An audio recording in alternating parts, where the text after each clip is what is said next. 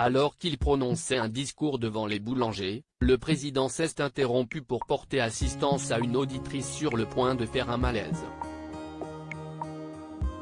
En cette veille d'épiphanie, les boulangers étaient reçus pour un rendez-vous annuel avec le président. Cette rencontre à l'Élysée était l'occasion pour Emmanuel Macron de présenter ses vœux aux représentants de la profession mais aussi, tradition oblige, de partager une galette, sans fèves, bien sûr, avec les artisans boulangers au sein de ce palais républicain. Alors que les tensions sont grandissantes dans le pays et que les conflits sociaux autour de la crise de l'énergie et de l'inflation se multiplient, le discours présidentiel de cette année était particulièrement attendu.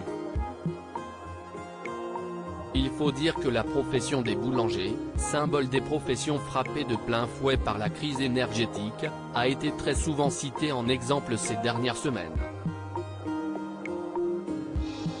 Les vœux du président étaient donc diffusés en direct sur les chaînes d'information en continu comme BFM, France Info ou CNews. Vous êtes en train de lutter. Le but du discours du président de la République cette année était de préciser les aides destinées à cette profession.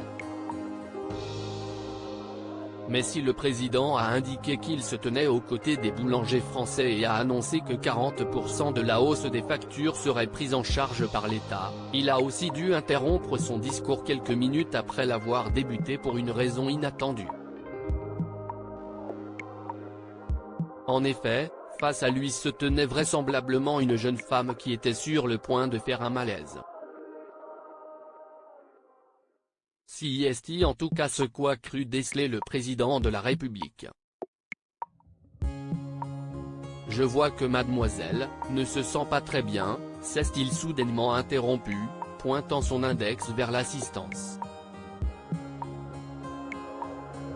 Et comme je sais comment ça se passe, je propose que vous preniez un verre d'eau ou un sucre parce que vous êtes en train de lutter, a ajouté le président.